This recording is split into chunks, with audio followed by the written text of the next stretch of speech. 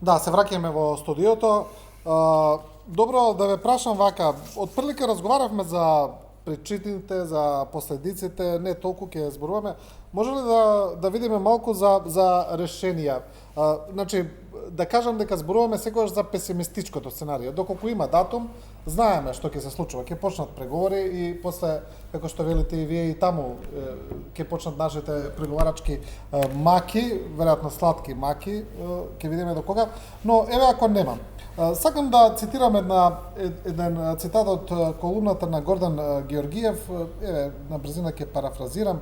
Вели, доколку нема датум, треба Заев да се врати, да свита лидерска средба, да ги исклучи телефоните за Европската Унија, некое време треба да им биде недостапен, треба да каже дека сме безбедносно покриени со НАТО, па вика нека тргнат авионите на кај Пекинг, на кај Нью Делхи, на кај Москва, да почнеме да бараме пари и да ја развиваме економијата.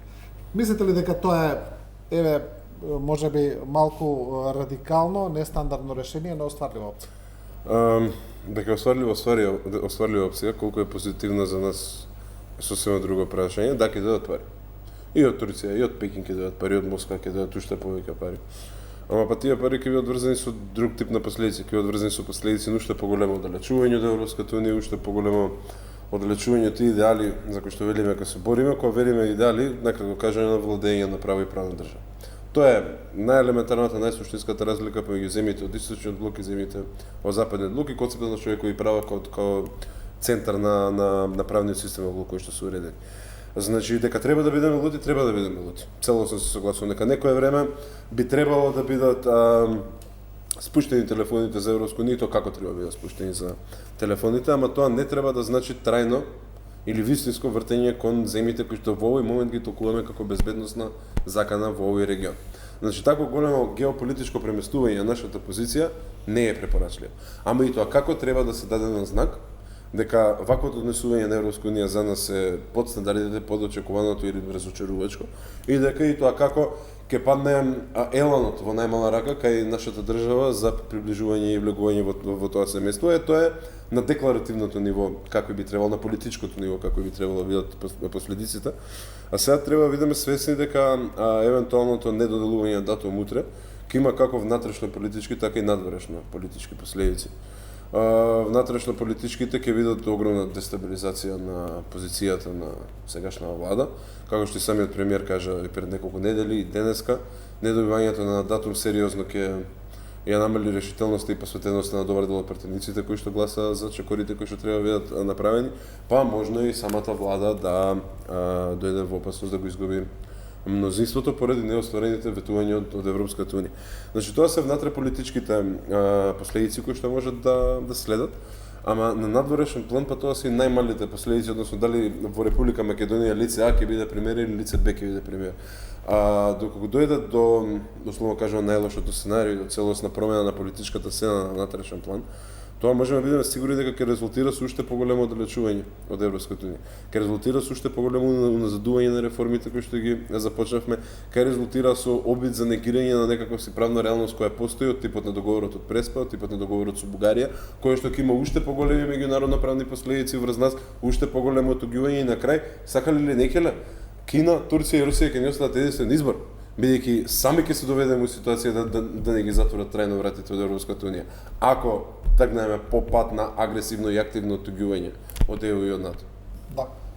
Пандов, дали овие опции се реални? Види, според мене ние како земја припаѓаме во Европа и тука нема дискусија. Јас сум членувал и сум симпатизер на политичка партија во која што Павле што го кажува, јас не познавам реално таму ниту еден човек кој што е во раководство, кој што со двете очи не е свртен кон Брисел и кон Вашингтон. Меѓутоа, јас не гледам никаква причина зошто оваа влада така радикално, односно гледам причина да демек еве го Пандов или не знам кој овој или оној е про-кинески расположен, про-турски или про-руски. Сега нешто е поднамалена таа реторика, меѓутоа го слушавме ние Заев дека има до не знам кој руски тајкон тука финансирал пари, до не знам што се правило, од сето тоа нема ништо. Едноставно Русија и Кина си ги гледаат своите економски интереси, и ако имаат економски интерес во Македонија, според мене се добре дојдени, и турцини исто, и никако не гледам лошо на тоа. Едноставно доларот како долар нема партиска, нема религиска, нема верска, нема национална боја. Доларот си е долар, еврото си е евро, и е добре дојдено за Република Македонија. Конечно, ако сакаш, ние кога говориме за ЕУ, да, јас ги препознавам преку ЕУ стандарди, значи дали се во правосудство, во образование, во здравство, во било што, во начин на живење европско да биде, меѓутоа и стандардот. Ние луѓено, односно над 90% од луѓето, предпоставувам дека го доживува овој датум и идно некое наше членство во ЕУ, дека подобра плата ќе зима, дека подобар живот ќе имаат. Така да ние, ако гледаме економски, ние ни досега ова што го правил Заев не го оправдувам јас, и било која, дали е ВМРО, а верувам дека ВМРО ќе биде идната влада, дали е СДС, не треба да ги исклучува Евроазија, јас као така би ја нарекол. Меѓутоа, она што јас би го нагласил, тоа е подоцна од која ќе избереме ние нова влада.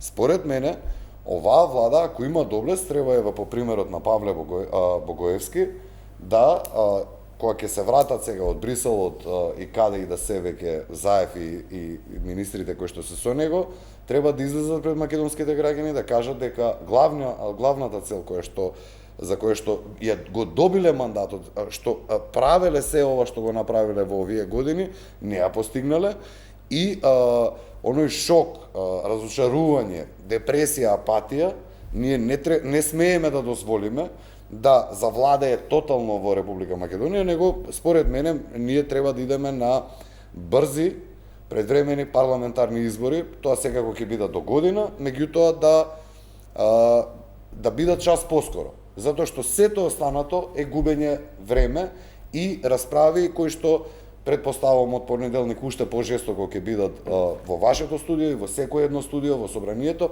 Ти си крив, јас сум крив, оној е крив. Меѓутоа, луѓено гледаат кои се виновни сега, треба да, според мене, најдобро е сега за Македонија, тоа би значило рестартирање, тоа би значило тотално нови луѓе кои што преку само докажување, односно преку не реформи заради реформи да се прават, реформи заради некој од Брисел да ни намигне и да ни рече браво дечки ова што сте го направиле, заради самите нас, за ние подобро да живееме и односно е она главното што на секој ден му смета, а тоа е да знаеме дека имаме обвинители и судии кои што ако има спор ќе судат и ќе обвинуваат правилно, а нема тоа низ партиска призма да го гледаат.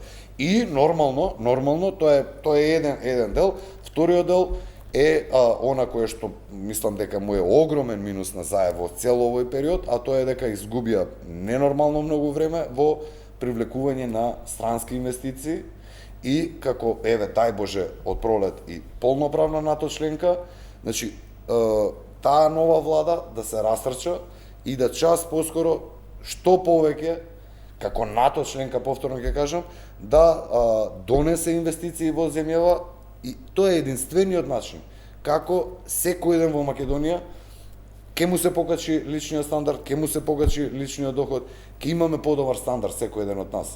Тоа е основната причина зашто луѓето се занимаваат предпоставувам со политика. Согласувам, навистина не сваќам ова хистерија од барање на предвремените избори, сам ја разбирам опозицијата, тоа име нив работа, секојаш да бара буткање на власт и така натаму, за една година станува збор. Све што ќе се направи со предвремени избори ќе биде кочница ставање на процесите кои што веќе се започнати. Зошто кочница? Не на крајот не бидејќи имаме процес од тек, вие ама еве го завршува процесот. Да, ама собранието не работи 2,5 месеци пред изборите.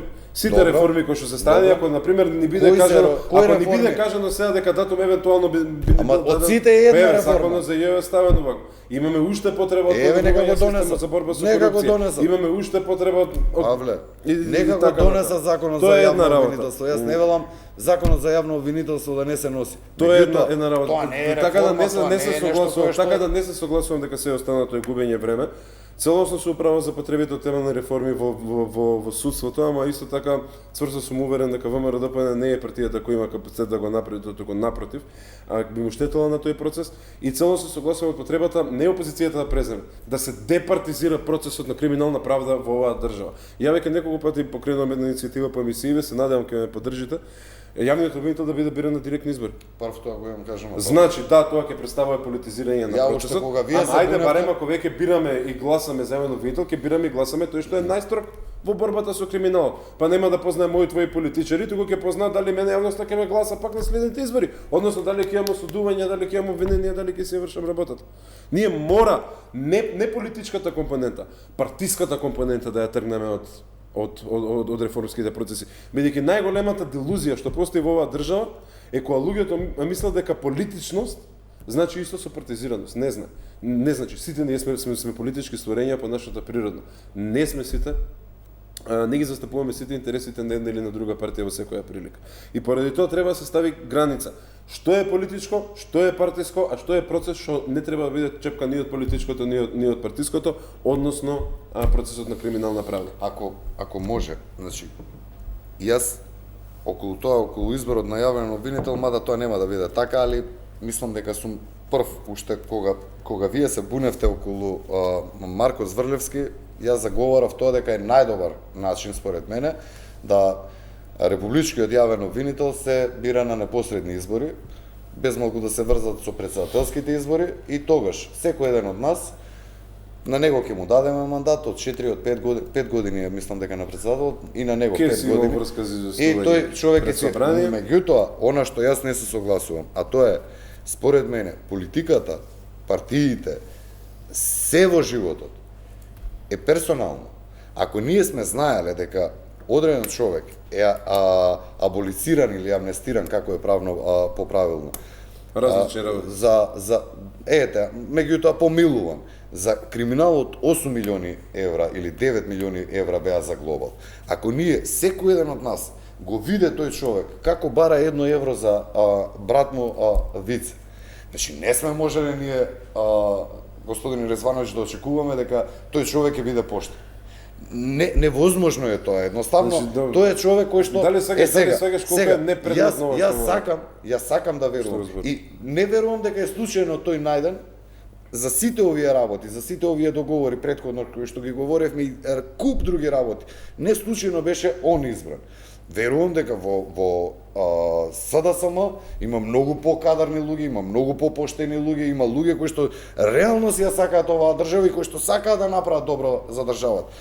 Од друга страна, јас во ВМРО сега препознавам луѓе, млади, и не се толку млади, кои што се и во 40 години од животот, неискаljani, неиспрљани, кои што се патриоти луѓе и кои што верувам дека во идно време се во ова што зборуваме дека требало да се направи, а не е направено, дека нивната побуда е таа за да се занимаваат со политика, а не за да по 50 евра, по 100 евра или по шанти со Луи Витон шанти милиони да зимаат. Добро, за волја на вистината, освен па и господин Мицкоски има некои кривични пријави, но сите целото раководство на ВМРО-ДПМН има некаков процес отворен. Старото раководство. Па и сега овие што се околу господин Мицкоски. Па мислам дека нема старото раководство, сегашни пратеници, сегашни учествувачи, значи Александар Николовски е подпредседател. Чекај, на интернет дека е подпредседател. Истиот момент кога Антонио Милошевски или Димовски влагаат у преговори за СЈО или за други битни аспекти од правосудните реформи, кај нас се делегитимира тој процес. Немојте така. Значи едно е на интернет што ви пишува, друго е кој стварно ви води партијата. Истите луѓе се се уште. Ја да не навлегуваме персонално. Трајко Велјановски. Чекај малку. Антонио Милошевски, ја колку што се сеќавам, имаше кривична пријава дека авиони имал некој или не знам што, па не било тоа, било ова. Значи тие кривични пријави према него, према Илија Димовски, према во истрагите и предметите на институцијата за која што тоа се политички обвиненија. Меѓутоа, тие луѓе не се во раководство сега, тие се пратеници. Добро, Од нив зависи. Останативе не е така, не е така, не. добро, те морам да ве прекинам за жал, Благодарим не за истече. реклами? Не истече време. Едни реклами отида, но не истече времето. Надвор ќе да Благодарим. Да, Благодарим. ви благодарам на двајцата Благодарам за што бевте покана. наши гости. Вие почитувани следевте уште една анализа. Ви благодариме на довербата и вниманието. Останете со нашата програма.